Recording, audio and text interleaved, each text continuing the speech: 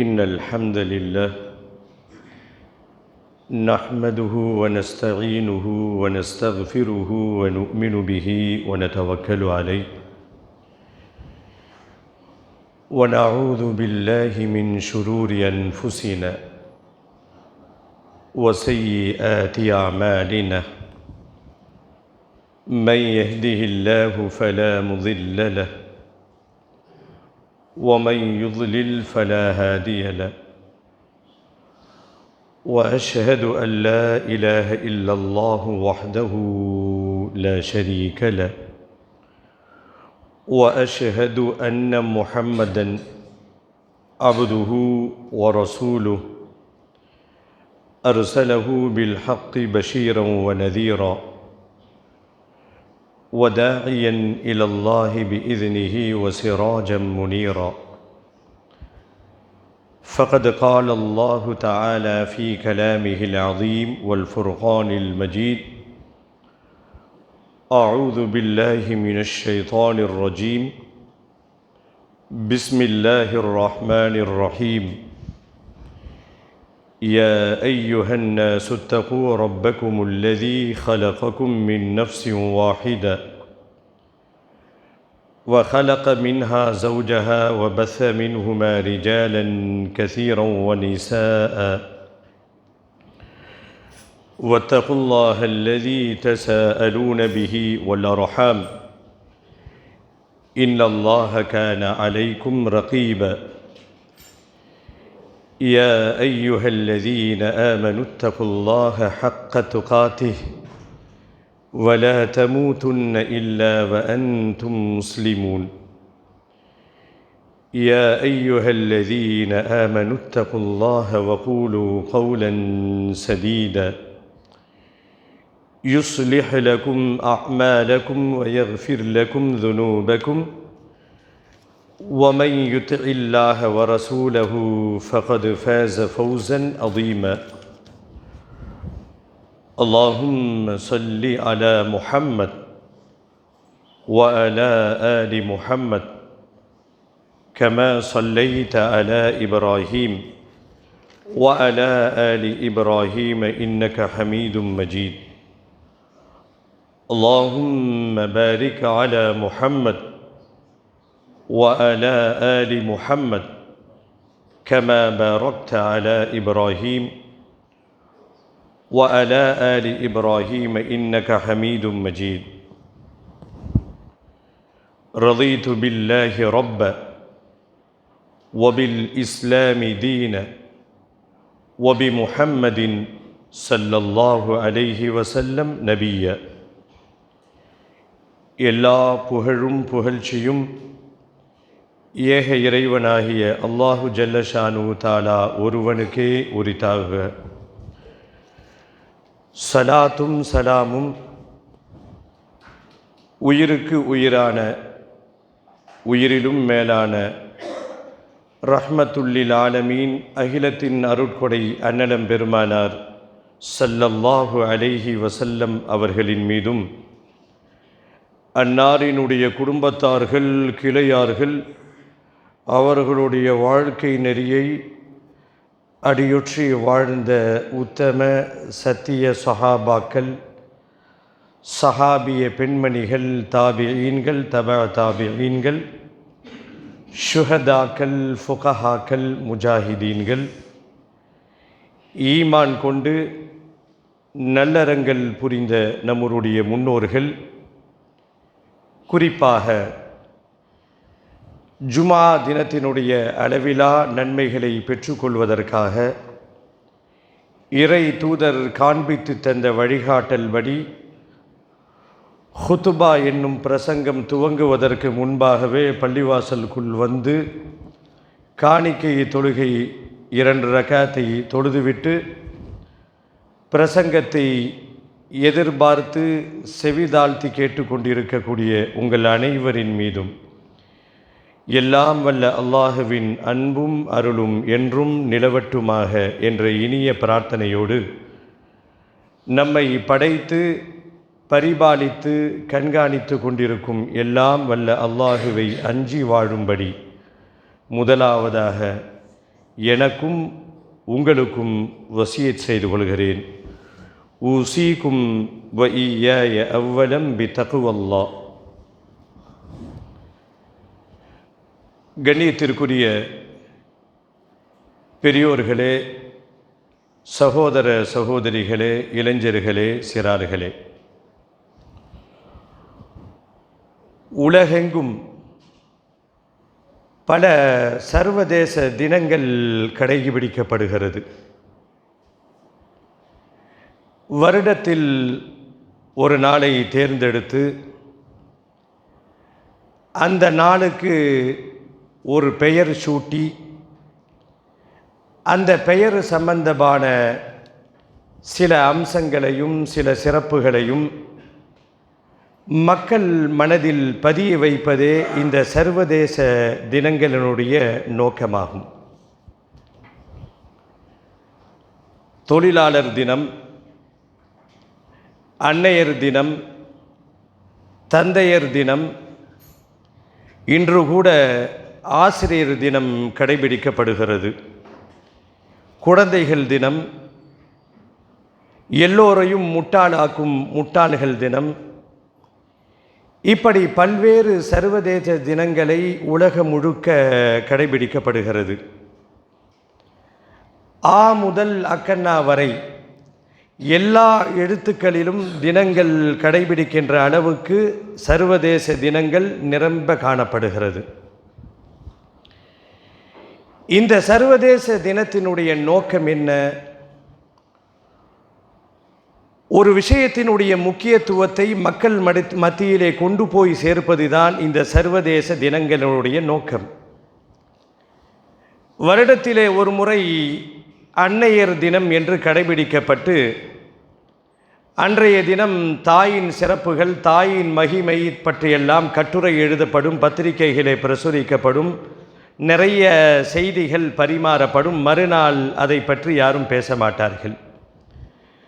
வருடத்திற்கு ஒரு முறை தந்தையர் தினம் வரும். தந்தையினுடைய சிறப்பு, தந்தை சொல் மிக்க மந்திரம் இல்லை என்றெல்லாம் கட்டுரைகள் எழுதப்பட்டு தந்தையரினுடைய சிறப்பை போற்றப்படும், மறுநாள் மறக்கப்படும். இது போன்ற தினங்களினுடைய நோக்கங்களை அந்த தினங்கள் கடைபிடிப்பதன் மூலமாக சரியாக நிறைவேற்றப்படுகிறதா என்று பார்த்தால் சரியாக நிறைவேற்றப்படவில்லை என்றுதான் நம்மால் சொல்ல முடியும். இந்த முன்னுரைக்கு மிக முக்கியமான ஒரு காரணம் இருக்கிறது. இந்த முன்னுரைக்கு மிக முக்கியமான ஒரு காரணம், இஸ்லாமிய சமூகத்திலே சிலர்கள் இருந்தார்கள், கொஞ்சம் கொஞ்சமாக குறைந்து இப்பொழுதும் இருக்கிறார்கள். வருடத்திற்கு ஒரு நாளை தேர்ந்தெடுத்து, வருடத்திற்கு ஒரு மாதத்தை தேர்ந்தெடுத்து, அந்த மாதத்தில் சில நாட்களை தேர்ந்தெடுத்து இந்த நாட்களில் மட்டும் நபியின் புகழ் பாடுகிறோம், நபியின் நேசம் எங்கள் உள்ளம் முழுக்க நிரம்ப இருக்கிறது என்று வருடத்திற்கு ஒரு நாள் மட்டும் தேர்ந்தெடுத்து நபியை நினைவு கூறுகின்ற இந்த பழக்கம் இஸ்லாமிய சமூகத்திடத்தில் சிலர்கள் அதை கடைபிடித்து வருகிறார்கள். எப்படி மற்ற சர்வதேச தினங்களை வருடத்திற்கு ஒரு நாள் நினைவு கூறுவதை போல நபியினை பற்றி சில நாட்கள் நினைவு கூறப்பட்டு சில சீசனுக்குள் அதை அடக்கிவிட முடியுமா என்று பார்த்தால் நிச்சயமாக முடியாது. நபியின் நேசம், நபி ஸல்லல்லாஹு அலைஹி வஸல்லம் அவர்களை கோடிக்கணக்கான இந்த உலகத்திலே வாழுகின்ற முஸ்லிம்கள் நேசிக்கிறார்கள். எப்படி நேசிக்கிறார்கள்? உயிரை விட மேலாக நேசிக்கிறார்கள். எங்கோ ஒரு இடத்திலே நபியை பற்றி யாராவது தரைகுறவாக பேசினால், உலகத்திலே உலக மூலையிலே எவனோ ஒரு கிறுக்கன், எவனோ ஒருத்தன் தரக்குறைவாக எங்கள் நபியை பற்றி பேசினால் உலகம் முழுக்க கொந்தளிக்கிறது. இந்த நாடு அந்த நாடு, படித்த நாடு படிக்காத நாடு, வல்லரசு நாடு என்ற பாகுபாடு இல்லாமல், சுன்னத் ஜமாத்து நீ தௌஹீத் ஜமாத்து என்ற பாகுபாடு இல்லாமல் உலகம் முழுக்க நபியை பற்றி யாராவது தரக்குறைவாக எழுதினாலோ பேசினாலோ ஒட்டுமொத்த உலகமே கொந்தளிக்கின்ற இந்த சூழல் கடந்த கால நிகழ்வுகள் நமக்கு நினைவூட்டுகிறது. நபியின் நேசம் ஈமானினுடைய ஒரு பங்கு. இந்த உலகத்திலே நேசங்கள் பலவிதம். கணவனை மனைவி நேசிக்கலாம், மனைவியை கணவன் நேசிக்கலாம், இருவரும் சேர்ந்து பிள்ளைகளை நேசிக்கலாம், அவர்களுக்கு பிடித்தமான தலைவர்களை நேசிக்கலாம், ஏதேனும் விளையாட்டு வீரர்களை நேசிக்கலாம், அது வேறு விஷயம். இந்த நபியினுடைய நேசம் எல்லாவற்றுக்கும் மேலாக எந்த பிரதிபலனும் எதிர்பார்க்காத ஒரு நேசம். கொஞ்சம் கடந்த காலத்தை யோசித்து பாருங்கள். 1500 வருடங்கள் தொட்டுவிட்ட நிலையில் முஹம்மதுர் ரசூலுல்லாஹி ஸல்லல்லாஹு அலைஹி வஸல்லம் என்ற இந்த பெயர் ஒரு அதிசய பெயராக உலகத்திலே உலா வந்து கொண்டிருக்கிறது. 1500 வருடங்கள் கடந்த பிறகும் கூட யாராவது சமகாலத்தில் அல்லது சஹாபாக்கள் வாழ்ந்த காலத்திற்கு பிறகு பெருமானார் அவர்களை யாராவது பார்த்திருக்கிறார்களா என்று பார்த்தால் யாருமே பார்க்கவில்லை. நபித்தோழர்கள் பெருமானார் அவர்களை பார்த்திருக்கிறார்கள், நாம் பெருமானாரை பார்க்கவில்லை. நம் முன்னோர்கள் பார்க்கவில்லை. நம் பாட்டன் பூட்டன்கள் எல்லாம் பெருமானார் அவர்களை பார்க்கவில்லை. ஒரு நீண்ட தலைமுறை பெருமானார் அவர்களை பார்க்காமலேயே முஹம்மது என்ற இந்த மந்திர சொல் உலகம் முழுக்க ஒரு தனி ஆளுமையாக தனி முத்திரை பதித்து கொண்டிருக்கிறது என்று சொன்னால், இந்த முஹம்மதுர் ரசூலுல்லாஹி ஸல்லல்லாஹு அலைஹி வஸல்லம் அவர்களை உயிருக்கு உயிராக இல்லை, உயிரை விட மேலாக நேசிக்க வேண்டும், நேசித்து கொண்டிருக்கிறோம் என்பதுதான் 100% உண்மை.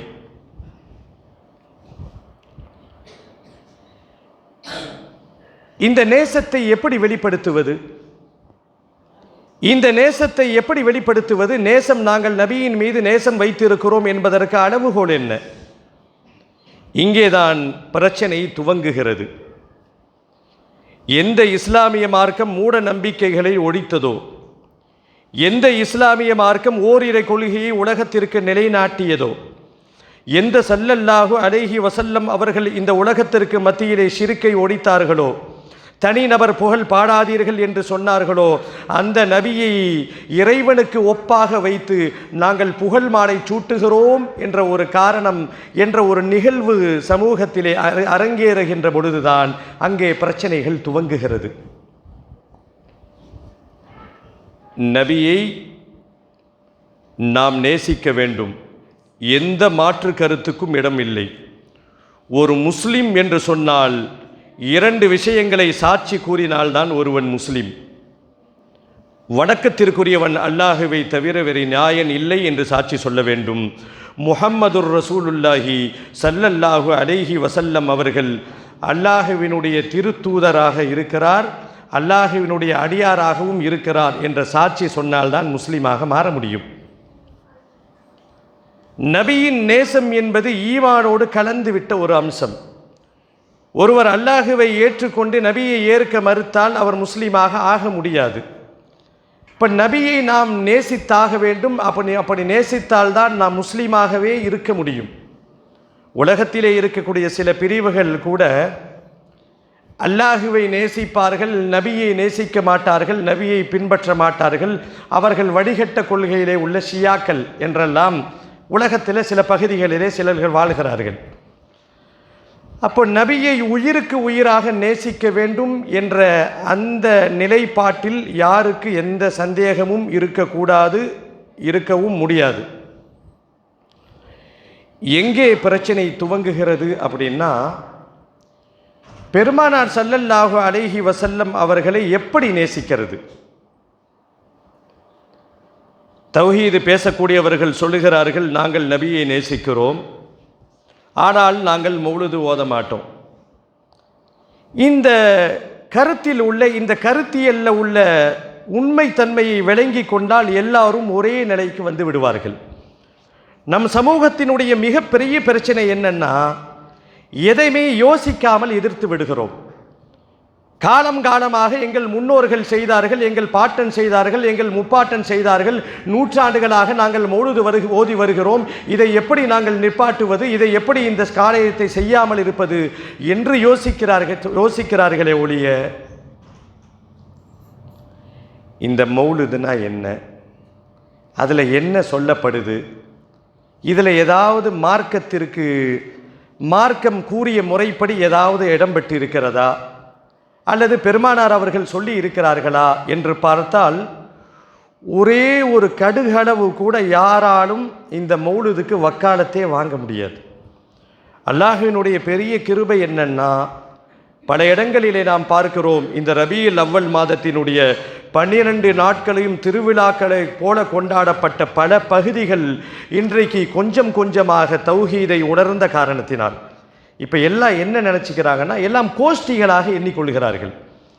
தௌஹீத் அப்படின்னா இவங்க ஒரு கோஷ்டி, தப்லீக் ஜமாத்து அவர்கள் ஒரு கோஷ்டி, ஏபிசிடி ஜமாத்து அது ஒரு கோஷ்டி, இஎஃப்ஜிஹெச் அது ஒரு கோஷ்டி, இப்படி இன்சியலை வைத்து நமக்குள் பல பிளவுகள், பல ஜமாத்துகள் பிளவுபட்ட காரணத்தினால்தான் ஒரு கருத்திலே மார்க்கத்தை சரியாக சொல்லுகின்ற பொழுது அதை வரட்டு பிடிவாதமாக ஏற்க மறுக்கிறார்கள்.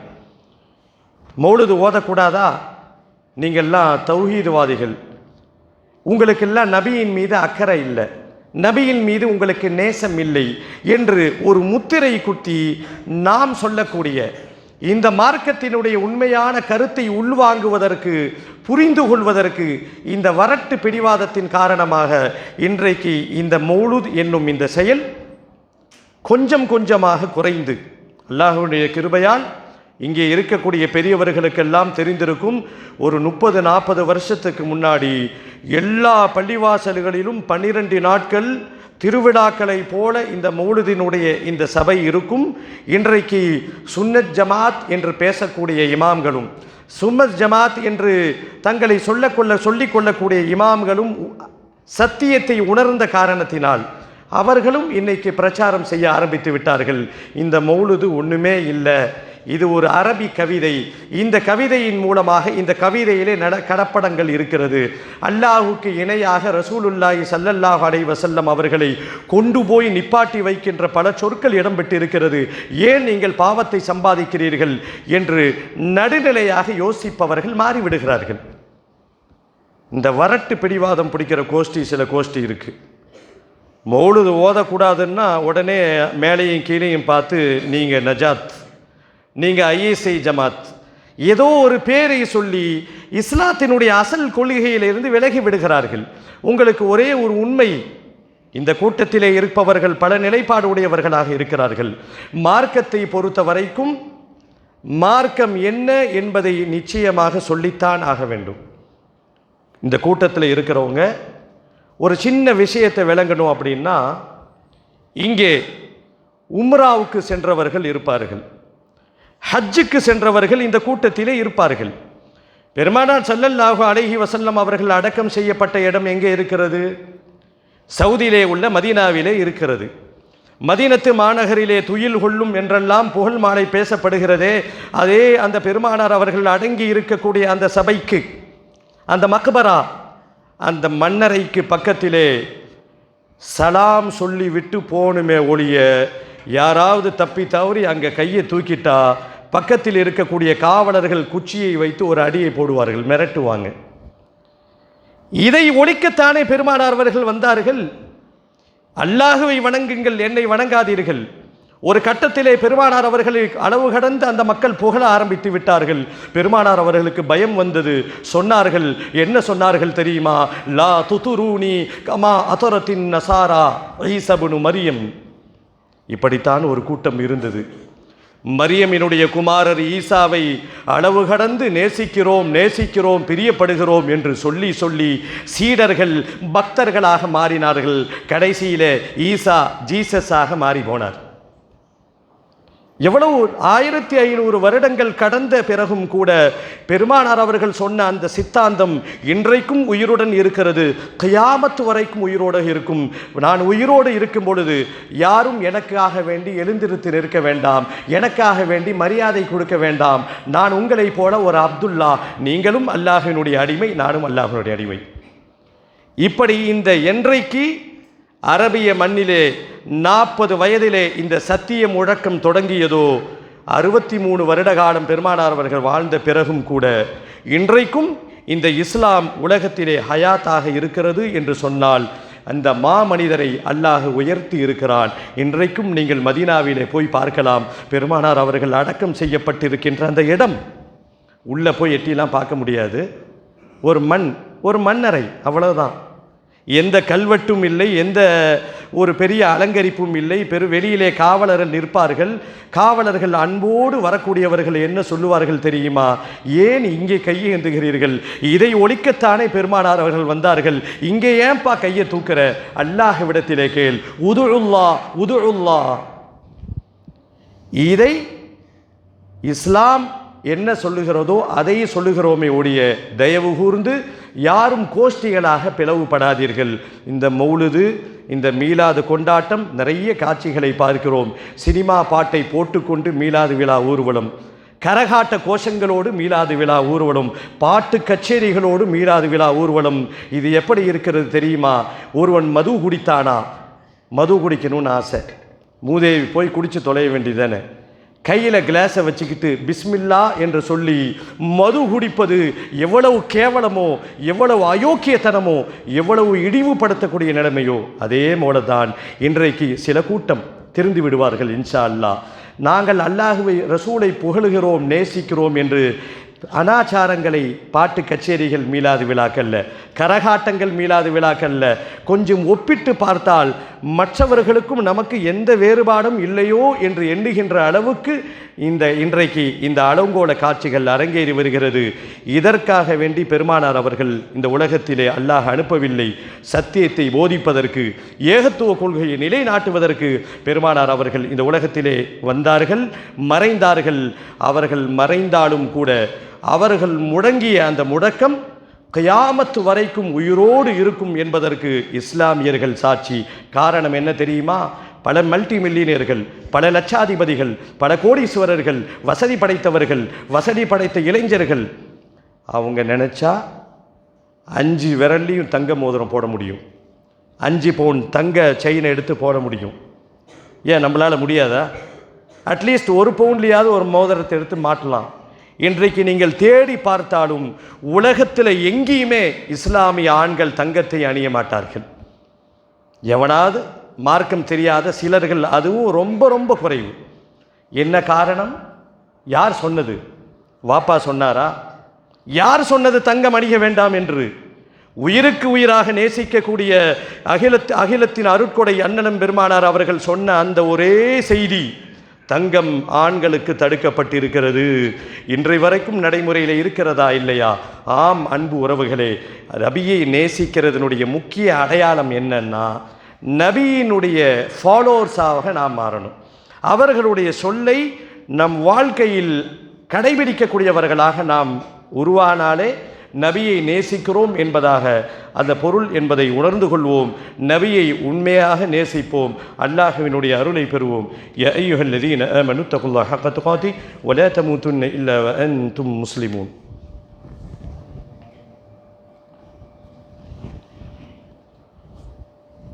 அல்ஹம்துலில்லாஹி ரப்பில் ஆலமீன் والصلاة والسلام على سيد الأنبياء والمرسلين وعلى آله وأصحابه أجمعين. கண்ணியத்திற்குரிய அல்லாஹ்வின் நல்லடியார்களே, இன்றைய ஜும்மாவினுடைய முதல் பிரசங்கத்தில் நாம் சிந்தனைக்கு எடுத்துக்கொண்ட ஒரு செய்தி, உலகெங்கும் பல சர்வதேச தினங்கள் கொண்டாடப்படுகிறது. அன்னையர் தினம் என்றெல்லாம் சொல்லுவார்கள், தந்தையர் தினம், உலக சர்க்கரை நோய் தினம், காச நோய் தடுப்பு தினம் என்றெல்லாம் பல தினங்கள் இருக்கிறது. நம் முஸ்லிம் சமூகத்திலும் வருடத்தில் ஒரே ஒரு தினத்தை, சில நாட்களை ஒதுக்கி இது பெருமானார் அவர்களை புகழ் பாடக்கூடிய தினம் என்பதாக ஒதுக்கி வைத்து விட்டார்கள். ஒரு சீசனில் மட்டும் அவர்களை பற்றி பேசுவது, ஒரு குறிப்பிட்ட நாட்களில் அவர்களை பற்றி நினைவு கூறுவது என்பது ஈமானிய கொள்கைக்கு ஈமானுக்கு மாற்றமான ஒரு செயல். நபியின் நேசம் நம் உள்ளத்தில் எப்படி இருக்கணும்னா, தமிழிலே அழகாக சொல்லுவார்கள், நபியின் நேசம் நம் சுவாசமாக மாறிவிட வேண்டும். எப்படி சுவாசிக்க மறந்த மனிதன், சுவாசிக்க தவறிய மனிதன் எப்படி மரணித்து விடுவானோ, நம் உயிரிலே நபியின் நேசம் கலந்து இருக்கிறது. அதற்கு அடையாளமாகத்தான் நாம் நம் குழந்தைகளுக்கு முஹம்மது என்று பெயரை சூட்டுகிறோம். பெண் குழந்தைகளாக இருந்தால் ஃபாத்திமா என்று அவர்களுடைய மகளின் பெயரை சூட்டி மகிழ்கிறோம். அப்போ நபியின் நேசம் ஒரு முஸ்லீமை பொறுத்த வரைக்கும் அது அப்படியே டைவர்ட் ஆகி நமக்கு தன்னால் வந்துருச்சு. இந்த இடத்தில் இந்த பெருமானார் ஸல்லல்லாஹு அலைஹி வஸல்லம் அவர்களுடைய பவர் என்ன அப்படின்னு இந்த உம்மத்தை சார்ந்தவர்கள் நாம் தெரிந்திருக்கணும். பெரிய நீண்ட வரலாற்று செய்தியெல்லாம் தேவையில்லை. குர்ஆனிலே அல்லாஹ் சொல்லுவான், வரஃபஅனா லக திக்ரக், நபியே உம்முடைய புகழை, உம்முடைய அந்த பிரஸ்தாபத்தை நாம் உயர்த்தி விட்டோம் என்று பல நூற்றாண்டுகளுக்கு முன்பாக இறக்கப்பட்ட இந்த குர்ஆனினுடைய வசனத்தை இன்றைக்கு பார்க்கிறோம். பல ஆய்வுகள் செய்யப்படுகிறது. இந்த உலகத்தில் ஒரு நாளைக்கு அதிகமாக யாரினுடைய பெயர் உச்சரிக்கப்படுகிறது என்று சொன்னால், பல கோடி தடவை இந்த உலகத்திலே உச்சரிக்கப்படக்கூடிய ஒரே பெயர் முஹம்மது ரசூலுல்லாஹி ஸல்லல்லாஹு அலைஹி வஸல்லம். அல்லாஹ் எவ்வளோ அந்தஸ்தை உயர்த்திருக்கிறான் பாருங்கள். குறைந்தபட்சம் தொழுகைக்காக வேண்டி அழைப்பு கொடுக்கும் பொழுது பாங்கு சொல்லப்படுகிறதே, அந்த பாங்கிலே அஷ்ஹது அன்ன முஹம்மதர் ரசூலுல்லாஹி ஸல்லல்லாஹு அலைஹி வஸல்லம் அல்லாஹ்வினுடைய தூதராக இருக்கிறார் என்று நான் சாட்சி கூறுகிறேனே என்ற இந்த முழக்கம் ஒரு பாங்கில் 2 தடவை சொல்லப்படுகிறது. ஒரு நாளைக்கு 5 வக்த், ஒரு நாளைக்கு 10 தடவை உலகம் முழுக்க உறக்க பாங்கு சொல்லப்படுகிறது. அதுவும் பல நாடுகளில் பல்வேறு நேரங்களில் சொல்லப்படுகிறது. எல்லாத்தையும் கூட்டி கழித்து பார்த்தால் எண்ணிக்கைக்கு கொண்டு வர முடியாத அளவுக்கு, ஏன்னா இந்த உலகம் முழுக்க எத்தனை பள்ளிவாசல் இருக்குன்னு தெரியாது. ஒரு தோராயமாக ஒரு 50 லட்சம் பள்ளிவாசல் வைத்து கொண்டால் முஹம்மது என்ற பெயர் ஒரு நாளைக்கு மில்லியன் கணக்கிலே உலகம் முழுக்க உச்சரிக்கப்படுகிறது. இந்த முஹம்மதை ஒரு பவர்ஃபுல் வேர்டு இந்த உலகத்திலே இருக்கிறது என்று சொன்னால் பெருமானார் ஸல்லல்லாஹு அலைஹி வஸல்லம் அவர்களுடைய பெயர் மட்டும்தான் இருக்கிறது என்பதை புரிந்து கொள்வோம். முஹம்மது நபியின் உம்மத்தாக நாம் இருக்கிறோம். நமக்கு கிடைத்திருக்கக்கூடிய பாக்கியங்களிலே ஆக பெரிய பாக்கியம் உம்மத்தே முஹம்மதியா, முஹம்மத் ஸல்லல்லாஹு அலைஹி வஸல்லம் அவருடைய கடைசி உம்மத்தாக. எப்படி ஒரு குடும்பத்திலே கடைசி பிள்ளையை செல்ல பிள்ளை என்று சொல்வார்களோ, அதே போல நாம் தான் கடைசி உம்மத், நாம் தான் பெருமானார் அவர்களுடைய கடைசி நபியினுடைய கடைசி சமுதாயமாக இருக்கிறோம். என்ன காரணம்? இதுக்கு பின்னாடி எந்த வேதமும் வராது, இதுக்கு பின்னாடி எந்த நபியும் தோன்ற மாட்டார்கள். டைரக்டாக அடுத்து கியாமத்து நாள் தான் வரும். அப்பொழுது நாமெல்லாம் இந்த நபியின் நேசத்தோடு இந்த உலகத்திலே வாழ்ந்தால் நபியை நேருக்கு நேராக காணக்கூடிய, அவர்களோடு சுவர்க்கத்திலே இருக்கக்கூடிய பெரும் பாக்கியத்தை அல்லாஹ் நமக்கு தருவான். அல்லாஹ் அதற்கு தகுந்தாற்போல் நம் வாழ்க்கையை அமைத்து கொண்டு நபியின் நேசம் நம் செயல்பாட்டில் அமைவதாக நம்முடைய வாழ்க்கையை அமைத்து கொண்டு எஞ்சிய வாழ்க்கையை வாழ்வோம். எல்லாம் வல்ல அல்லாஹ் நம் அனைவருக்கும் உம்மத்தே முஹம்மதியாவிலே வாழக்கூடிய பாக்கியத்தை கொடுத்த அல்லாஹ் கியாமத்து நாளிலே நபியை பார்த்து அவர்களோடு சுவர்க்கத்தில் பிரவேசிக்கக்கூடிய பாக்கியத்தை நமக்கும் நம் குடும்பத்தாருக்கும் தந்தல்வானாக. யா அய்யுஹல்லதீன ஆமனு தகுல்லாஹ ஹக்க துகாத்தி வலா தமூதுன்ன இல்லா வஅன்தும் முஸ்லிமூன்.